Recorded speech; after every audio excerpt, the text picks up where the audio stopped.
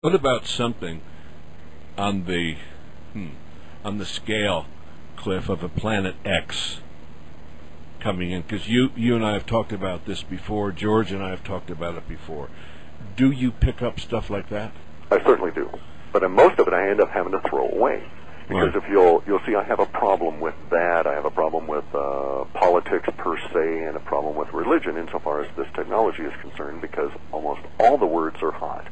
Almost all the words are continuously hot, and they're either for or against, and they're equally hot in both cases.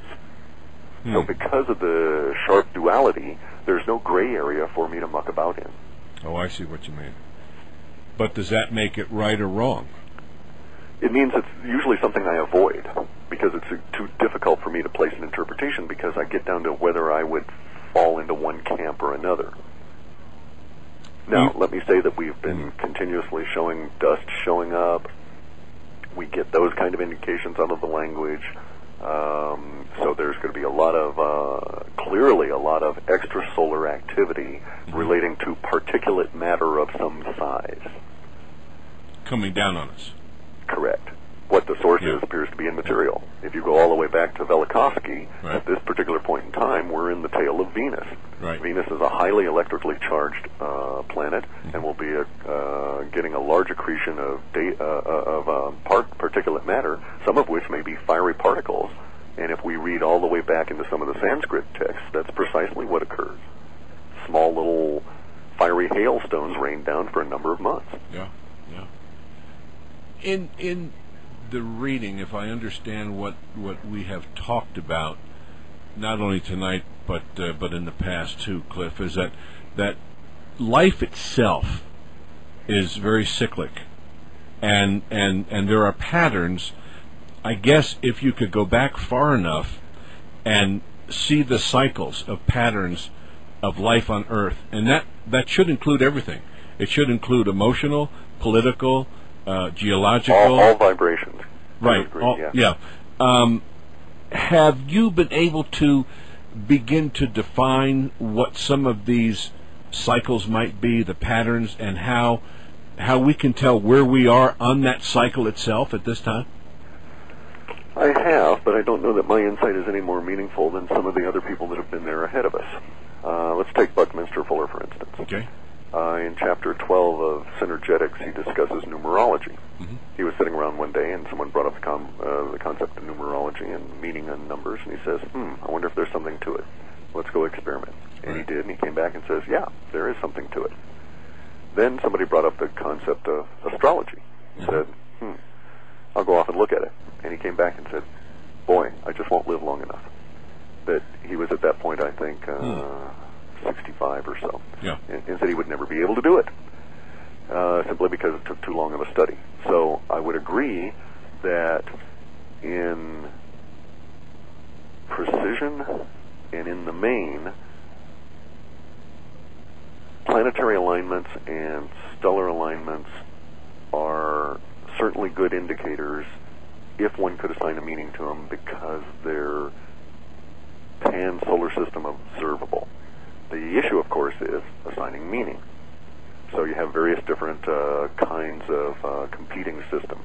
Mundane astrology originating out of the old Normans, the Romans, the Vedics, or whoever. So you have these competing systems. Who's right? Some probably have better clues than others. Right. I would actually put more money on a Vedic system simply because it's much older than anything we've got in the mundane. Anybody even going back to the ancient Egyptian schools of thought still is only reaching back about 6,000 years, whereas we've got stellar indications within a lot of the Vedic literature that take it back 48,000, 50,000 years, no problem. So they certainly have more of a handle on things. That's amazing. So I'd agree that there are cycles and indicators that we can get a handle on. But then we come back to meaning. Okay. I won't live long enough to investigate that. You and Bucky, right? Correct. In understanding the concept, then, we do have cycles, and I think everybody understands that. And again, no, I'm sorry, that's not the case. No? I have to disagree. Most people do not live that way and do not believe that. Most of the minds on the planet, especially those within the Western influence, are linear and would disregard your idea. In fact, it's antithetical to them, and you'll find you'll get a lot of resentment because they're in the world of a progression. Sure, there's downtimes, but growth ever upwards, ever uber alles. Well, then that's crazy. I mean, that's why they never accomplish anything in their lives. But let's address the ones who are listening to this show, because they're probably within a 1/3 of the general population that would acknowledge that cycles existed and actually pertain to them. I agree, or less. Or less. Yeah. Okay, understanding cycles like that, Cliff. Cycles or changes are always brought about by events. Let's take the sun. We know the sun goes in a cyclic action. I don't know how long the cycles are, but don't you agree that somewhere, somehow, there is a physical event that causes the cycles to come about? Certainly. If we could figure that, whatever the causes are, not only, let's say, to the sun, but let's say to human nature, to a lot of the natural changes that take place on Earth, if we could figure that out, couldn't we begin to get control of our lives emotionally, physical, spiritual, and what have you? Oh, certainly. And the place to start would be individual mind control. Because without understanding your own mind as an instrument, as a tool, and using it as such, and that's the first step. In order to examine the broader context, you need to get at that first. How would be the best way to do that? There's many different schools. I favor a thing called Vipassana meditation. It arises out of a thing called small raft Buddhism. The religion aspect does not enter into it at all. It's a tool. It's a technique. Another way to do it is to look up Patanjali and his Science of Yoga. The secrets of the universe are contained within that volume. The Science of Yoga has nothing to do with stretching or poses or any of that. No, of course not. And it's all about mind control and all of the various etheric tools that are available to you. And once you start to control your own mind, then you can see advertising for what it is and disregard it. And disregard everybody else's assumptions and even challenge your own, because that's where you truly learn things.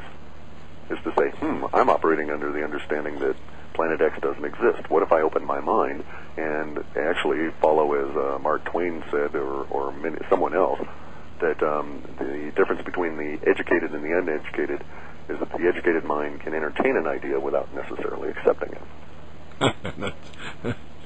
Okay, and it's very useful to do that. Yeah. It's very useful to do, as Einstein said, to do thought modeling.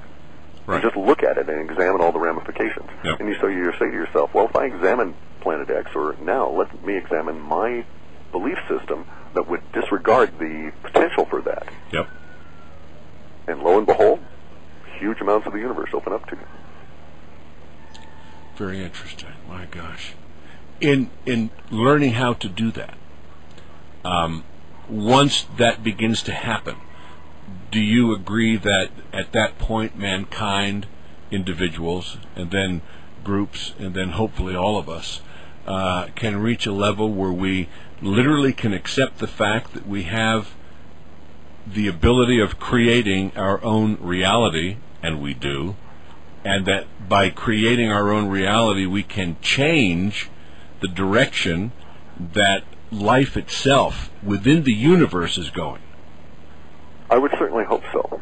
And I would also postulate that it may work the other way. Whereas individuals like ourselves may struggle to provide pathways to enlightenment to other individuals, having already, being old farts and having been there before, we may also find ourselves in a situation where there may be a critical mass of mentition that is required in order for the species to evolve.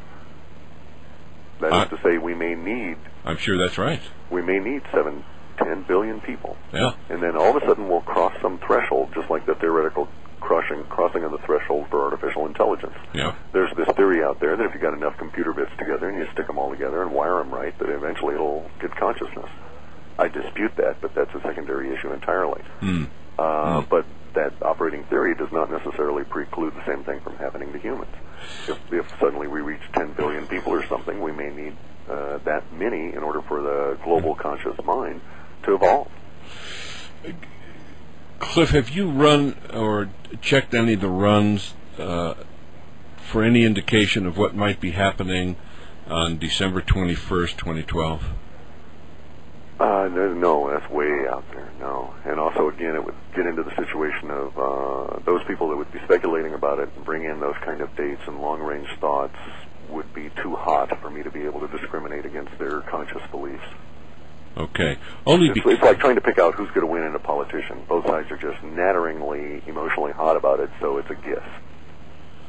Okay, obviously the reason I say that is because, that's when the Mayan calendar ends its cycling, and that's when so many other indigenous religions around the world, everything points to December 21st, 2012. True, and I agree that we're in that period of time that the last 7 years, and it's coincidentally, tied into tribulation stuff out of the Bible and that kind of thing, and we're certainly going to find all of that. And